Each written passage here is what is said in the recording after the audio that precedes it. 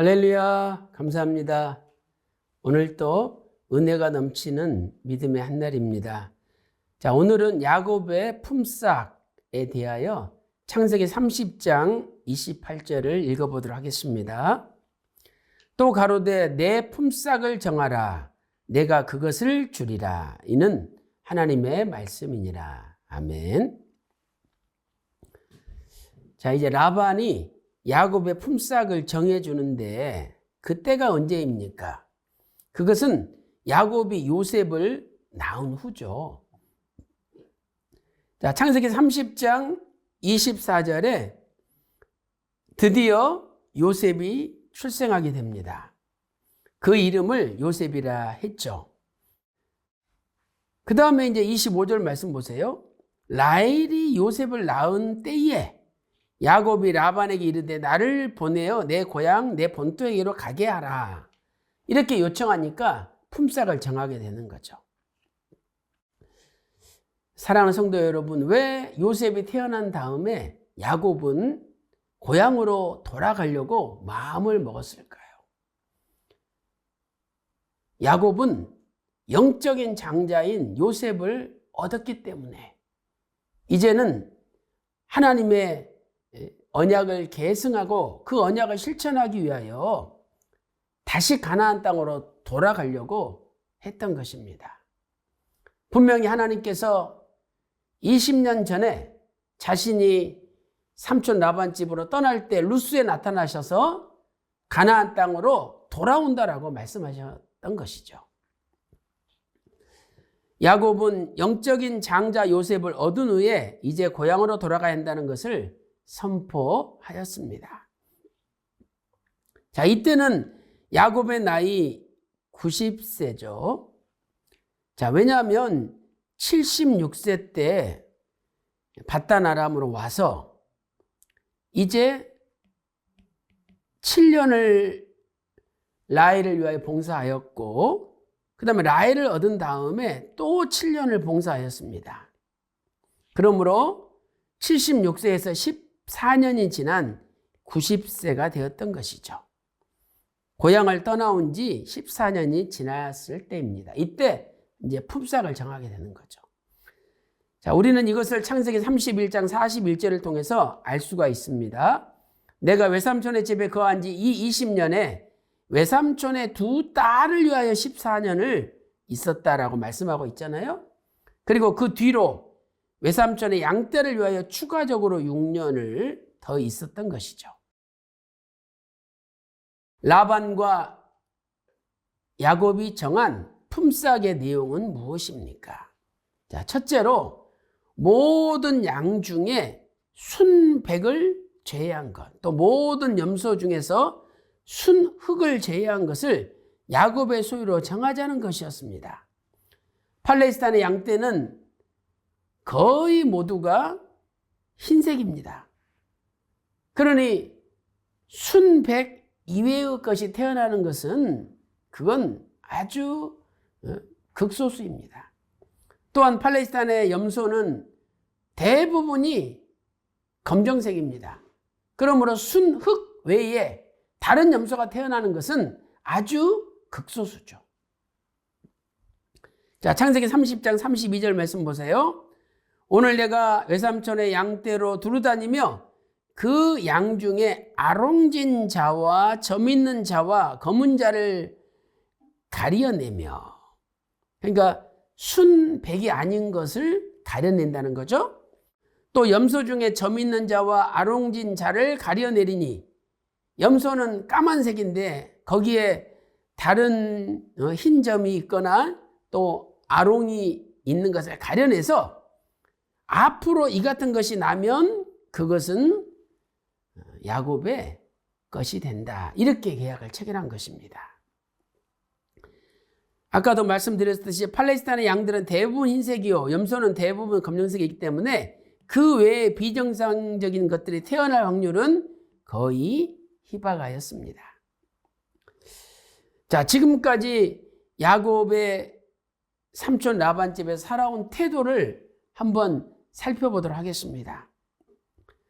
자, 첫째로 야곱은 이제 가족들을 데리고 고향으로 돌아가고 싶었습니다. 창세기 30장 25절 26절 말씀 보세요. 라헬이 요셉을 낳은 때에 야곱이 라반에게 이르되 나를 보내어 내 고향 내 본토로 가게 하시되 내가 외삼촌에게서 일하고 얻은 처자를 내게 주어 나로 가게 하소서. 이제 야곱은 90세가 되어서 고향으로 돌아가겠다 요청을 했던 것입니다. 왜 이 요청을 하였습니까? 야곱은 독립을 하고 싶었고 독립할 때 필요한 최소한의 재산은 얻고 싶었던 것이죠. 창세기 30장 30절 말씀 보세요. 내가 오기 전에는 외삼촌의 소유가 적더니 지금 어떻게 되었습니까? 번성하여 때를 이루었나이다. 나의 공력을 따라 여호와께서 외삼촌에게 복을 주셨나이다. 그러니까 지금까지 14년을 일했는데 모든 재산은 라반의 것이 되었습니다. 이제 야곱도 자기 재산, 자기 집을 갖고 싶었습니다. 왜 그렇습니까? 4명의 아내가 있었고 그리고 12명의 자식이 생겼지 않습니까? 그러니 이들을 부양할 최소한의 재산이 필요했던 것이죠. 그러나 나는 어느 때에 내 집을 세우리이까? 이 표현은 4명의 아내와 12명의 자식을 부양할 최소한의 재산이 필요하다는 말씀인 것이죠. 지금까지 야곱은 오직 성실과 정직으로 일을 하였습니다. 자, 어떻게 일하였습니까? 구체적으로. 첫째로 더위와 추위에 상관없이 일을 하였죠. 창세기 31장 40절 말씀 보세요. 내가 이와 같이 낮에는 더위를 무릅쓰고 밤에는 추위를 당하며 눈붙일 겨를도 없이 지내었나이다. 이렇게 말씀하고 있습니다. 두 번째는 공의롭게 일을 하였습니다. 창세기 30장 33절 말씀 보세요. 후일에 외삼촌께서 오셔서 내 품삯을 조사할 때에 나의 의가 나의 표징 곧 증거 일이다. 표징이 되리이다. 이렇게 말씀하고 있습니다. 그러니까 야곱은 삼촌 라반한테도 의로웠다는 것입니다. 이 의는 히브리어 체닥하죠. 공의로움이라는 뜻입니다. 그래서 야곱은 공의를 통하지 않고는 어떤 물질도 어떤 성공도 기대하지 않았다는 것입니다. 그래서 이제 새로운 계약을 체결할 때 그 계약대로만 자기 재산이 되게끔 한 거죠. 그러나 끊임없이 라반은 이 계약을 번복을 하게 됩니다. 결국 야곱은 라반에게는 조그만 것이라도 손해가 가지 않게끔 일을 하였습니다. 이렇게 야곱이 추위와 더위를 무릅쓰고 공의롭게 라반에게 아무 손해도 가지 않게 일을 한 결과 라반은 큰 부자가 되었던 것이죠. 그래서 이제 야곱도 4명의 아내와 12명의 자식을 부양할 최소한의 재산이 필요하다라고 요청을 했던 것입니다. 자, 창세기 31장 38절 39절 말씀 보세요. 내가 이 20년의 외삼촌과 함께 하였거니와 외삼촌의 암양들이나 암염소들이 낙태하지 아니하였고 또 외삼촌의 양떼의 수양을 내가 먹지 아니하였으며 물려 찢긴 것은 내가 외삼촌에게로 가져가지 아니하고 스스로 그것을 보충하였으며 낮에 도적을 맞았든지 밤에 도적을 맞았든지 내가 외삼촌에게 물어내었다라고 말씀하고 있습니다. 사랑하는 성도 여러분, 이렇게 야곱은 자신의 모든 것을 바쳐서 공의롭게 라반에게 손해가 가지 않도록 충성과 성실로 일했습니다. 그 결과 자신의 재산은 없었지만 마지막에 하나님께서 야곱에게 복을 주셔서 엄청난 부자가 되어가지고 고향으로 돌아가게 되는 거죠.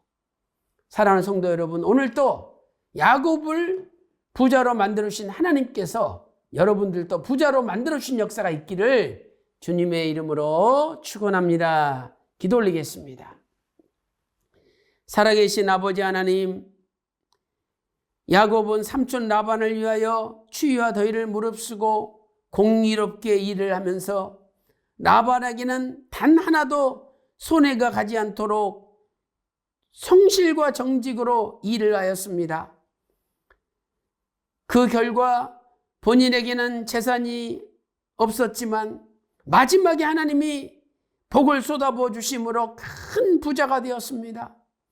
하나님 아버지, 야곱을 큰 부자로 만들어주신 하나님의 기적적인 은혜가 우리 가정에도 임하게 하여 주시고 우리도 오직 하나님의 은혜로 큰 부자가 되게 하여 주시옵소서. 모든 것을 맡기옵고 존귀하신 예수님의 이름으로 간절히 기도 올리옵나이다. 아멘.